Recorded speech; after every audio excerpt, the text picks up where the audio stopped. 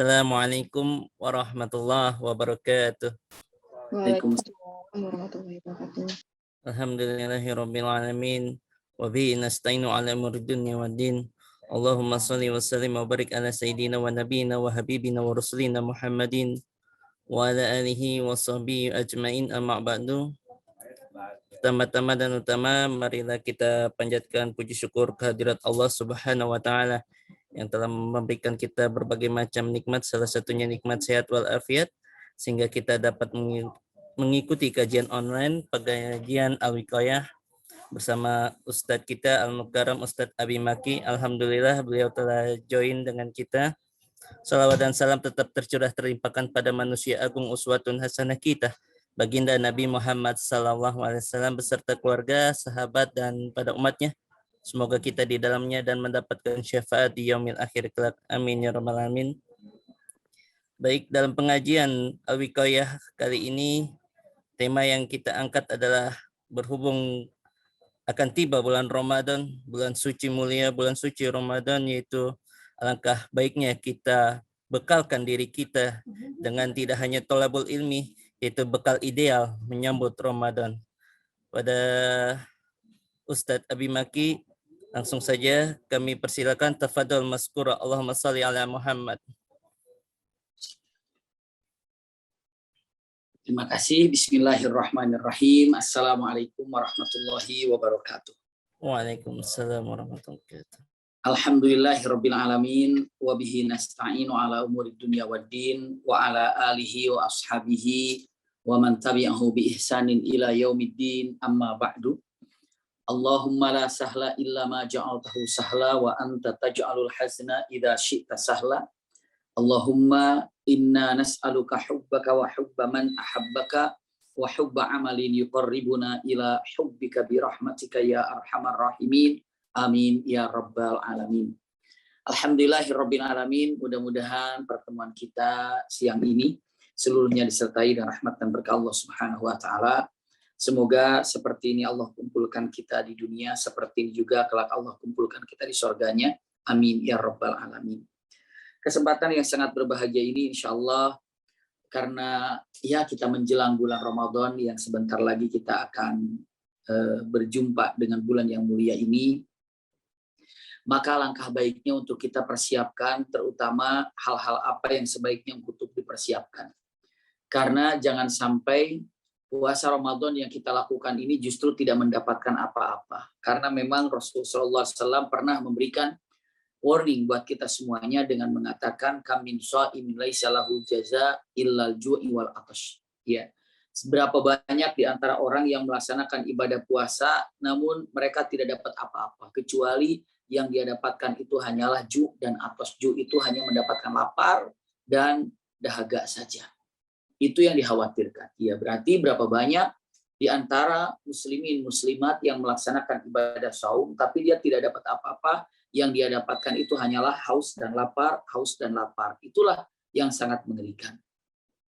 Kenapa bisa melaksanakan ibadah puasa dikerjakan tapi tidak mendapatkan apa-apa? Karena ada dalam hadis lain dikatakan yang sangat luar biasa sekali dengan kata-katanya man lam yada qaula zur wal amalu bi wal jahlu falaisa lillahi hajah fi ayyada ta'amahu wa syarabahu. Ini adalah salah satu betapa pentingnya untuk mengkaji kajian pada siang ini. Ya. Siapa yang melaksanakan ibadah puasa atau saum tapi dia masih mengerjakan sesuatu perkataan ataupun perkataan yang tidak baik ataupun melaksanakan maksiat, ya, telinganya maksiat, matanya berbuat maksiat, lisannya berbuat maksiat, anggota tubuhnya melakukan maksiat, maka Allah dengan tegas mengatakan melalui hadis kursinya, kalimatnya falaisa lillahi haja fi ayyada ta'amahu wa syarabahu, atau Rasulullah bersabda dengan tegas falaisa lillahi haja fi ayyada ta'amahu wa syarabahu. Allah tidak perlu kepada orang itu untuk melaksanakan saumnya. Jadi percuma orang itu berpuasa kalau ya maksiat masih berjalan. Percuma orang ini puasa saum kalau maksiat masih dilakukan. Satu itu. Yang kedua dengan wal jahlu, jahlu itu ketidaktahuan ilmunya. Jadi siapa yang melaksanakan ibadah saum tapi tetapi dia tidak disertakan dengan ilmunya, jadi tidak tahu ilmu saum ini, ilmu Ramadan ini, maka dengan tegas mengatakan falaisa lillahi hajah fi ayyada ta'am wa syarabahu, maka Allah pun tidak perlu untuk melihat orang itu berpuasa. Kenapa? Allah tidak perlu puasanya bagi orang-orang yang tidak tahu ilmunya. Allah tidak perlu puasa bagi orang-orang yang orang ini tidak bisa meninggalkan maksiat. Itulah yang harus dilakukan. Iya. Dan inilah yang harus kita pahami, bahwa Allah dengan tegas mengatakan melalui lisan Rasulullah, falaisa lillahi hajah fi ayyada ta'amu wa syarabahu, artinya Allah tidak perlu puasanya orang tersebut. Siapa orang tersebut? Orang itu satu adalah orang yang tidak bisa meninggalkan maksiat saat puasa. Yang kedua adalah orang yang berpuasa tapi tanpa ilmunya. Nah ini dia ya. Puasa tapi nggak tahu ilmunya. Ini dia. Maka hal yang terindah untuk kita lakukan, apa sebaiknya yang di bulan-bulan sebelum bulan Ramadan kita persiapkan. Kita buka satu hadis yang sangat luar biasa. Rasulullah dengan tegas mengatakan antara Ramadan dan Rajab ada bulan yang banyak dilalaikan oleh manusia. Ini sabda Rasulullah. Ya. Di antara Rajab dan Ramadan itu ada bulan yang kebanyakan manusia lalai di bulan itu. Di antara Rajab dan Ramadan. Berarti di tengahnya ada bulan yang banyak manusia lalai di dalam bulan itu. Pertanyaannya, bulan apa itu ya yang lalai itu? Bulan apa tuh yang banyak dilalaikan itu ya? Jawabannya bulan yang banyak dilalaikan itu adalah bulan apa? Coba. Itu adalah punten bulan yang disebut dengan Syawal. Punten, bulan Sya'ban maksud saya. Iya, bulan Sya'ban. Jadi di antara bulan Ramadan dan bulan Rajab ada bulan yang banyak manusia melalaikannya, yakni adalah bulan Sya'ban. Ini sekarang bulan Sya'ban. Pertanyaannya, Rasulullah mengatakan bulan yang mulia tapi banyak ditinggalkan, banyak yang lalai dengan bulan ini. Bulan apa? Bulan Sya'ban. Apa lalainya? Lalainya adalah punten tidak mempersiapkan dirinya untuk bulan Ramadan. Tidak mempersiapkan dirinya untuk bulan Ramadan. Karena apa? Tidak akan didapatkan kemuliaan dan keindahan Ramadan kalau tidak dipersiapkan. Maka bulan Sya'ban ini adalah bulan persiapan untuk meraih keagungan Ramadan. Maka bekal terindah apa yang harus kita miliki untuk masuk bulan Ramadan ini? Banyak jawabannya. Namun dalam waktu yang sangat singkat ini saya ingin menyampaikan beberapa poin saja. Punten. Ramadan ini adalah bulan suci. Maka persiapkan kesucian diri kita sebelum masuk Ramadan. Ulangi lagi. Sucikan diri kita sebelum masuk bulan suci Ramadan. Karena apa? Karena orang-orang yang merasakan keindahan dan kesucian Ramadan adalah orang-orang yang hatinya suci dan hatinya bersih. Berarti sebelum masuk Ramadan, tolong bersihkan dulu hatinya, bersihkan dulu pikirannya, bersihkan jiwanya, karena dirinya akan masuk ke bulan Ramadan. Kalaulah masjid ini adalah tempat bersih, tempat suci, maka orang yang ke dalamnya pun harus suci. Nggak berhadas besar. Yang ke dalamnya pun kakinya bersih, nggak penuh dengan lumpur. Kenapa? Karena zahirnya harus bersih, karena masjid ini tempat bersih. Ramadan ini adalah satu bulan yang sangat bersih. Maka hanya dimasuki oleh siapa? Hanya bisa dimasuki oleh orang-orang yang punten dikatakan memiliki hati yang bersih. Memiliki kebersihan hati.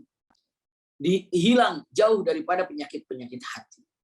Bagaimana mungkin Ramadan itu akan didapatkan dengan nyaman, dengan nikmat kalau dirinya tidak bisa membersihkan hatinya? Pertanyaannya, bagaimana cara membersihkan hati dan dari apa membersihkan hati ini? Dari apa? Ya dari kotoran hati. Karena kita akan masuk bulan Ramadan. Apa yang harus dibersihkan? Yang dibersihkan itu hati kita. Hati kita dari apa? Dari penyakit hati. Apa diantaranya? Punten. Mau masuk bulan Ramadan dan indahnya bulan Ramadan, persiapannya adalah yang pertama, punten, jauhkan dari sesuatu yang namanya hasad, iri, jauhkan itu. Iya. Mau masuk Ramadan masih ada yang namanya iri, dengki, hasad, bagaimana akan merasakan nikmatnya Ramadan. Seperti halnya bagaimana kita akan masuk masjid kalau seandainya kaki kita banyak lumpur kotor yang luar biasa, mesti bisa dibersihkan dulu. Barulah kalau sudah bersih kakinya masuk masjid. Akan nikmat terasa ketika di masjid. Tapi kalau seandainya begitu dirinya ini punten masuk masjid, iya, dalam keadaan kotor pasti tidak nyaman. Sama. Orang yang menikmati bulan Ramadan adalah diantaranya, pegang baik-baik, orang yang menikmati bulan Ramadan adalah orang yang bisa membersihkan hatinya sebelum masuk Ramadan. Hatinya bersih, maka dia akan menikmati bulan Ramadan yang penuh dengan keindahan dan bersih yang luar biasa. Apa yang harus dibersihkan? Yang pertama, hati. Dari apa? Dari yang namanya hasad ataupun iri. Punten. Kenapa? Karena kalau seandainya manusia punya sifat iri atau punya hasad, ini adalah sebenarnya, punten, ini berada dalam hukuman yang Allah berikan. Bahasanya agak galak. Punten, mudah-mudahan bisa dipahami oleh sahabat-sahabat, teman-teman semuanya. Jika Allah ingin memberikan azab kepada seseorang, jika Allah ingin menyiksa seseorang, mengadab seseorang sebagai mukminin, mukminat, itu tidak perlu diberikan hujan yang deras sehingga rumahnya tenggelam. Jika Allah ingin mengadab seseorang, Allah tidak perlu diberikannya penyakit kepada orang itu agar dia kesakitan. Justru yang namanya banjir, yang namanya penyakit, yang namanya musibah itu bisa jadi ini merupakan salah satu bukti cinta Allah kepada orang tersebut. Tapi justru orang mukmin ketika diazab oleh Allah Subhanahu wa taala, ternyata apa? Ditanamkan di dalam hatinya sifat iri, sifat dengki, sifat hasad. Karena kalau yang namanya orang iri, orang hasad, orang dengki, itu selalu iri melihat kesuksesan orang lain. Semakin orang lain sukses, maka dirinya makin sakit hati. Semakin orang lain nyaman dan nikmat, semakin dirinya itu resah, gundah gulana, gak bisa tidur. Saat itulah dia sedang diadab. Bagaimana caranya Allah berikan adab kepada seorang mukmin? Ditanamkannya dalam hatinya adalah apa? Yang disebut dengan iri dan hasad. Gak ada ketenangan. Baca Quran sebanyak apapun, sholat tahajud bagaimanapun, kalau sifatnya terlalu ada iri, hasad, dengki, itu nggak bakalan membawa ketenangan. Itulah yang ada. Seperti halnya kita pun membersihkan bagaimana tidak, istilahnya pengen tubuh ini tidak asin, tapi mandinya di air laut. Tetap akan asin. Iya, seperti itu. Persis dengan mengatakan kata-katanya ya sholat, ya puasa. Tapi kalau ada hasad dalam hatinya, itu tidak akan pernah bisa dinikmati ibadah apapun. Maka yang pertama, persiapan yang terindah untuk masuk bulan Ramadan ini adalah bersihkan hati, jauhkan daripada iri, benci, malah didatangkan yang berlawanan dengan iri dengki. Apa? Itu adalah yang namanya cinta. Masya Allah. Iya. Kalau seandainya orang ini sudah mencintai, Masya Allah, maka akan hilang yang namanya iri ataupun hasad. Usikum wa iyaya nafsi bitaqwallah. Iya, itulah kenyataan yang indah. Jadi kalau dengan mengatakan kata-katanya, ingin agar orang ini menikmati bulan Ramadan, agar mendapatkan keindahan Ramadan. Jawabannya, persiapan apa yang pertama disiapkan? Jauhkan daripada yang namanya penyakit hati. Apa? Iri, hasad.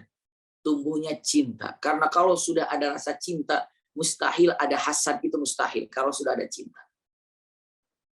Coba aja. Teman bisa hasad sama temannya, sahabat bisa hasad sama sahabatnya. Teman pekerjaan bisa hasad kepada teman pekerjaannya. Kenapa? Yang namanya hasad itu selalu ada. Tapi punten, orang tua nggak pernah ada hasad kepada anaknya ketika anaknya lebih sukses daripada orang tuanya. Kenapa? Karena rasa cinta yang ada. Justru kesuksesan anak itu akan membawa kebanggaan. Bagi siapa? Bagi orang tuanya. Subhanallah. Iya.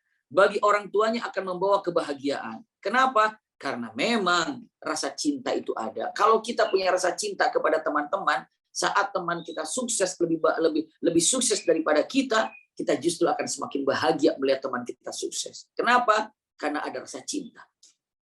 Tapi kalau tidak ada rasa cinta, melihat teman berhasil, melihat teman sukses, malah yang ada hasad, ada iri. Begitulah yang namanya punten, kira-kira yang dikatakan iri dan hasad itu.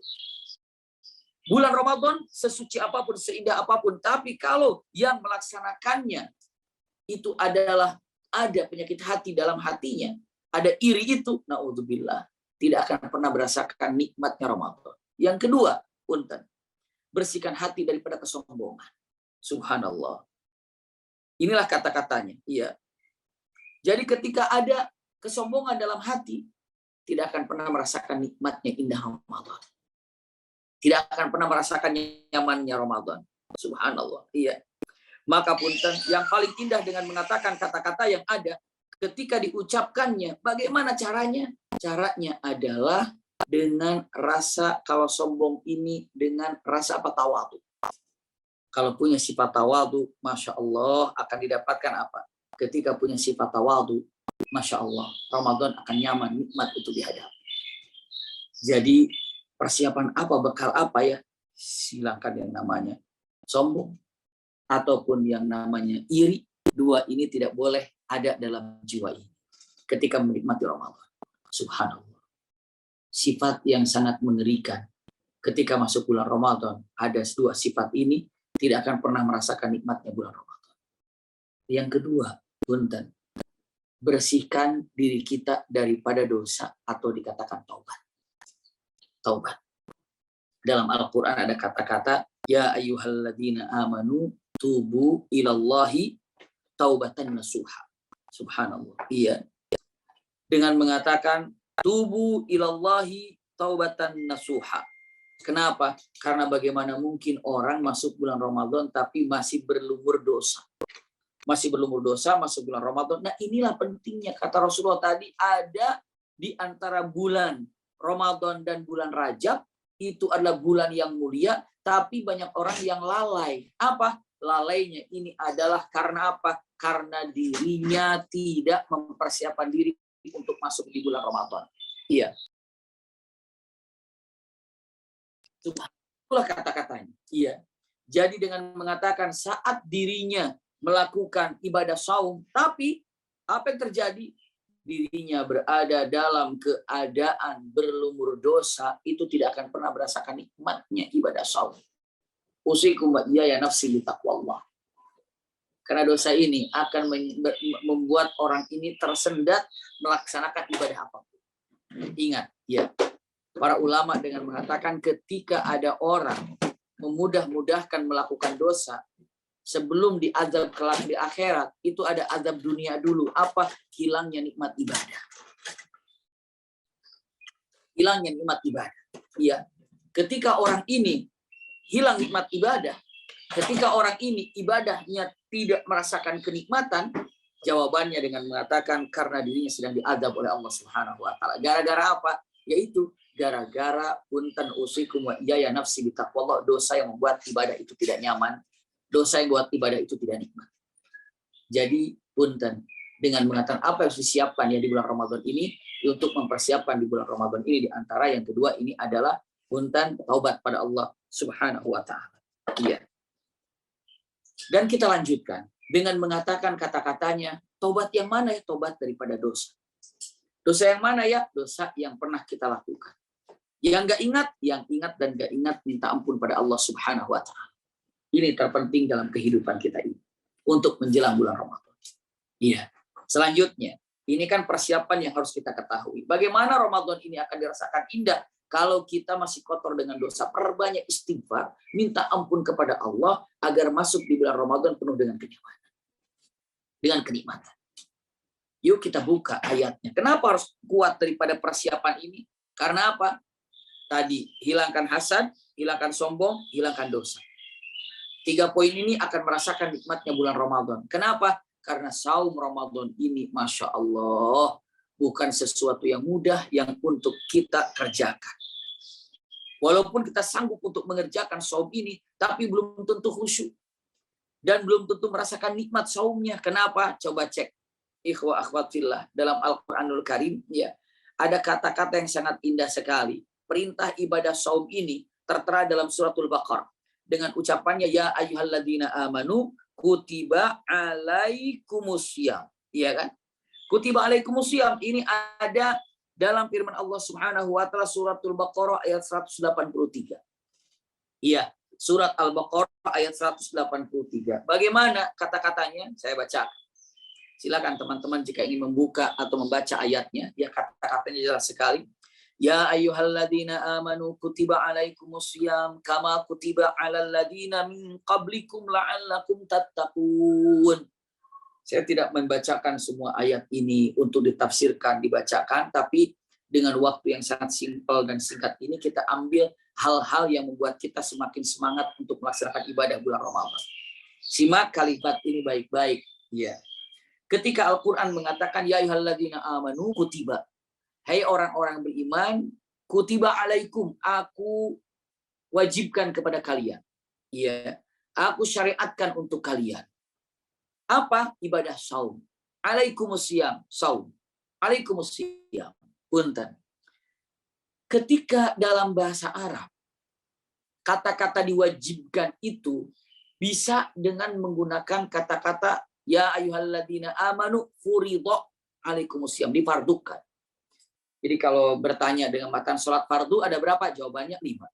Sholat fardu ada berapa? 5. Sholat wajib ada berapa? 5. Iya. Bahkan ketika ditanya sholat maktubah itu ada berapa? 5.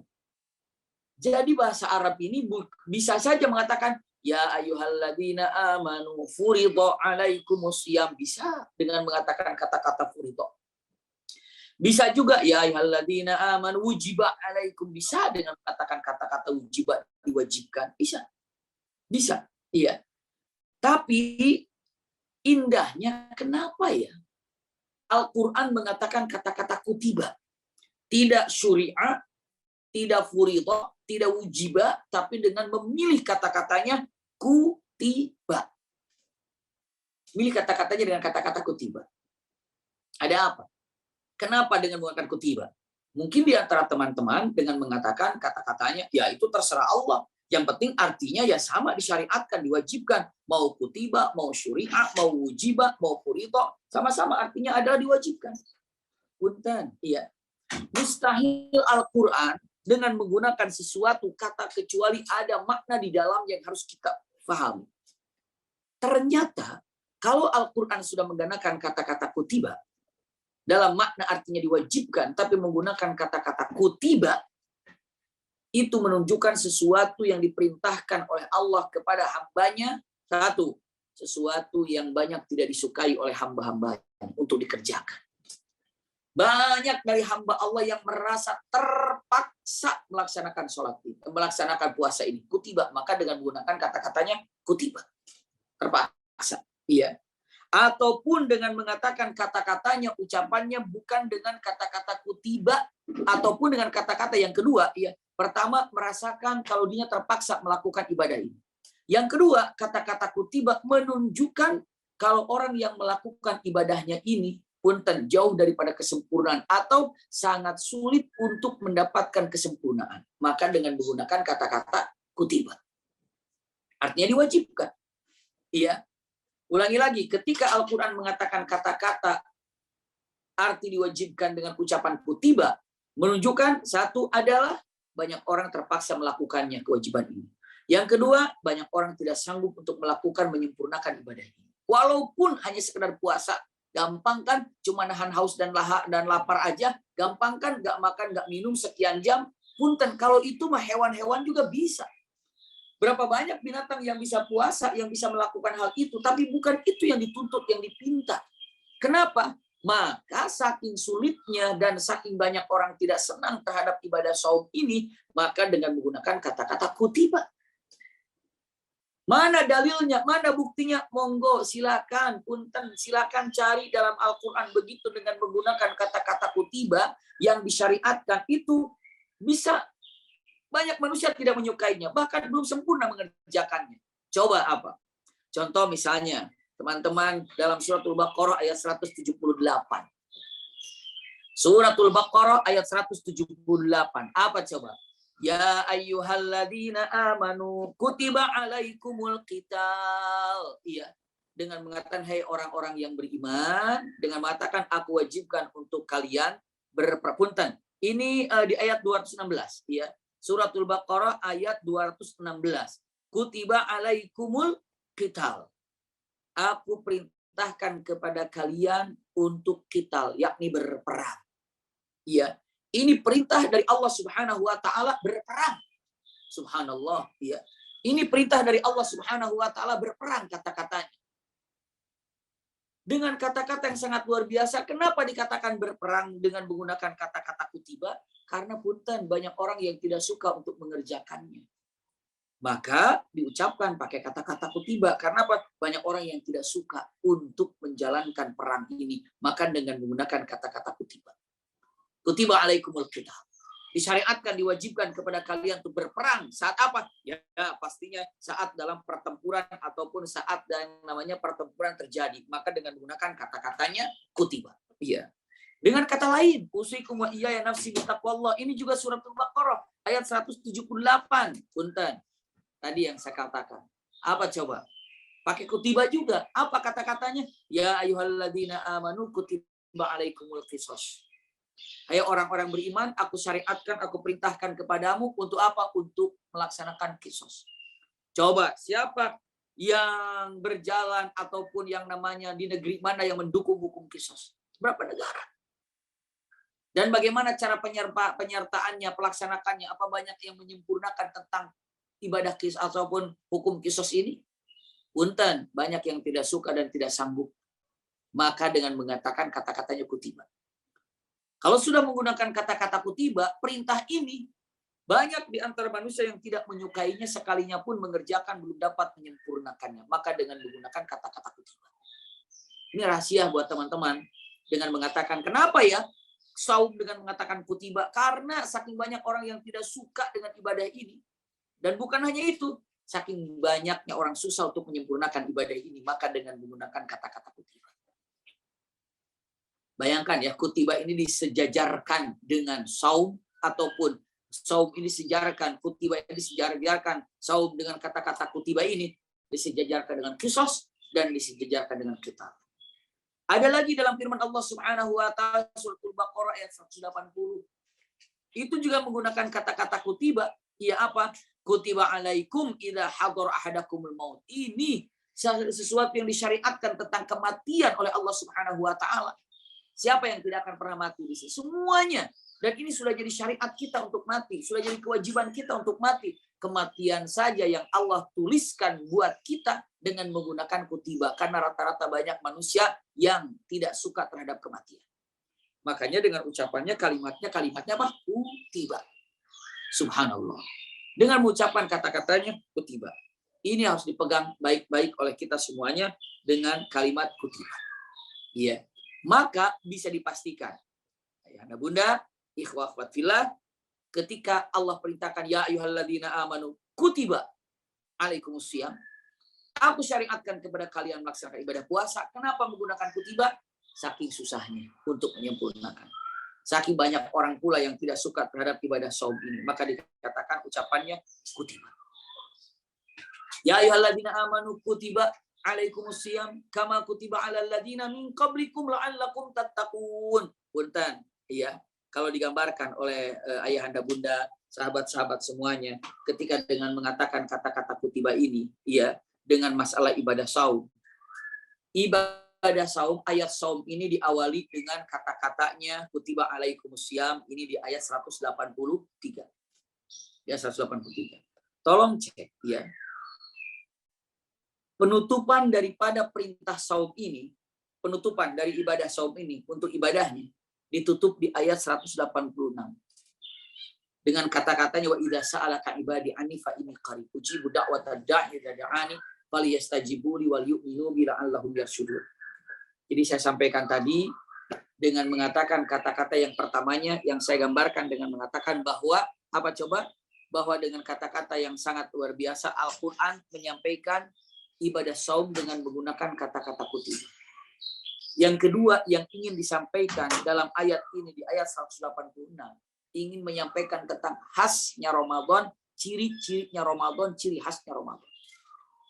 Karena saya rasa ya di dunia ini selalu ada cirinya. Terasi itu ada cirinya, jengkol ada cirinya, pete ada cirinya, semuanya ada cirinya. Bahkan begitu dikatakan es ada khasnya, dingin. Api ya ada khasnya. Bahkan negara saja, tempat saja ada khasnya. Makkah yang kebayang Ka'bah. Madinah yang kebayang Qubayjun. Seperti itu kan. Gak usah begitu tempat saja saya sampaikan sama teman-teman. Ketika saya katakan Palembang, yang kebayang apa? Pempek. Iya. Makassar, yang kebayang apa? Soto Makassar. Betawi, yang kebayang ya makanan ketopraknya atau Betawi ketika yang punten ya Betawi yang kebayang itu misalnya apa? Kerak telurnya. Pokoknya ada khas-khas yang ada. Nah, punten. Nggak ada salahnya kalau ketika bertanya mengatakan Ramadan. Sekarang tolong ikhwah-ikhwah renungkan ketika saya sebutkan Ramadan yang kebayang dalam pikiran kita tuh Ramadan yang kebayang itu apa? Ketika diucapkan Ramadan yang kebayang itu apa yang kebayang? Ada yang kebayang subhanallah misalnya yang kebayang itu adalah tarawih, yang kebayangnya itu adalah takjil, yang kebayang itu adalah apa dan apa mungkin seperti itu. Tapi pun yang kebayangnya itu adalah macam-macam. Namun ketika dilihat daripada inti yang ada di bulan Ramadan ini adalah Allah akan 100% cepat mengabulkan doa-doa yang kita pinta. Itu intinya di bulan Ramadan. Untuk apa Allah berikan Ramadan kepada kita? Untuk memberikan apa-apa yang diinginkan dan diharapkan oleh hamba-hamba Allah. Itu intinya. Walaupun mengatakan itu Ramadan itu idku minan nar, magfiratun dzunub, iya kan? Rahmat dari Allah Subhanahu wa taala, iya, itu dipinta kepada Allah Subhanahu wa taala. Maka ketika dia mengucapkan apa Ramadan itu khasnya ada pengabulan doa. Sampai Al-Qur'an wa idza sa'alaka ibadi anni fa inni qarib. Jika hambaku bertanya tentang aku, maka sesungguhnya aku dekat.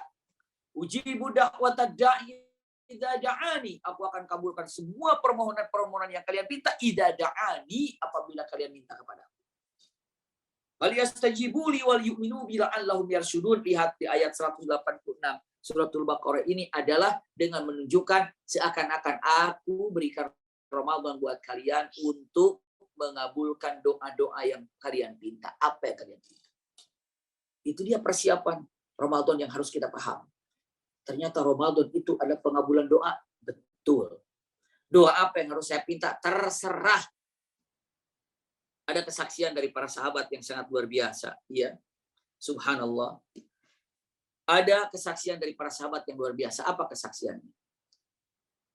Karena melihat hadis Rasulullah SAW ini pun terpegang baik-baik ikhwah berbahagia. Rasulullah bersabda, doa usaim inda fitrihi la yurad.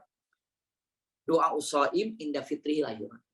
Doa orang yang berpuasa menjelang berbuka puasanya itu doanya tidak ditolak. Maksudnya doanya mustajab. Jadi sesaat sebelum maghrib, qubailal maghrib itu berdoa. 10 menit sebelum maghrib, 5 menit sebelum maghrib itu doa mustajab. Malah kita lagi 10 menit, 5 menit mau maghrib itu pas lagi heboh-hebohnya, lagi repot-repotnya. Tapi ingat, saat di bulan Ramadan 10 menit sebelum maghrib, hilangkan semua apa yang ada dalam kesibukan, angkat kepada Allah tangan kita, mohon pada Allah, Allah kabulkan. Ini kesaksian para sahabat. Sebelum nanti tanya jawab, iya. Ini kesaksian para sahabat, punten. Kesaksian para sahabat. Kata para sahabat, kami memohon kepada Allah, kami minta kepada Allah, di setiap maghrib menjelang berbuka dengan permohonan kami berbeda-beda. Setiap harinya. Hari pertama minta apa, hari kedua minta apa, hari ketiga minta apa, hari keempat minta apa, hari kelima minta sampai kalau Ramadan 30 hari berarti ada 30 permintaan. Apa kata para sahabat? Kata para sahabat, mengatakan demi Allah, sebelum kami masuk Ramadannya lagi yang akan datang, permohonan yang kami pinta di bulan Ramadan sebelumnya Allah telah kabulkan. Masya Allah. Allah telah kabulkan apa-apa yang aku inginkan. Maka punten, rugi kalau seandainya teman-teman menjelang Ramadan ini tidak ada persiapan doa apa yang harus kita pinta. Bila perlu, hari pertama minta apa, hari kedua minta apa. Tulis di handphone agar apa? Agar nanti bisa apa? Bisa tercatat apa yang harus kita minta. Kenapa? Semua tercatat di mana di handphone kita. Hari pertama minta apa, kedua apa, ketiga apa, biar kita punya tujuan, punya keinginan, sudah terlaksana ataupun maksudnya tertulis, tinggal nanti kita melaksanakan doa-doa apa yang ada. Hari pertama minta apa, hari kedua minta apa, ketiga minta apa, lakukan itu. Kenapa? Karena ini hal yang luar biasa. Doa Ramadan ini adalah pun dikabulkan semua apa yang diinginkan oleh hamba-hamba Allah. Dengan ucapan wa idza sa'alaka ibadi anni fa inni qarib. Ujibu da'watad da'i idza da'ani falyastajibu li wal yu'minu bi la'allahum yarshudun. Ini kata-kata luar biasa. Iya, jadi ulangi lagi. Apa yang harus dipersiapkan di bulan Ramadan ini? Tadi saya gambarkan, penyakit hatinya buang. Buang penyakit hatinya. Nggak perlu tersentuh-sentuh lagi. Ya. Lalu yang kedua, seberapa berat ya untuk melaksanakannya? Lihat awal dengan kata-kata kutiba. Tidak dengan matan syuri'ah atau kulipo, tapi dengan mengatakan kata-kata apa? Kutiba. Iya. Bukan hanya sekedar itu, tapi apa hikmah dan terindah di bulan Ramadan ini? Allah katakan pengabulan doa besar-besaran.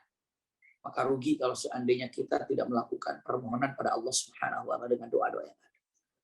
Khasnya lagi yang tidak bisa ditinggalkan dan tidak ada kecuali bulan Ramadan selain saumnya. Kalau saum kan kita bisa lakukan juga saum di luar bulan Ramadan. Tapi ada yang tidak bisa kita lakukan kecuali bulan Ramadan. Apa? Tarawih.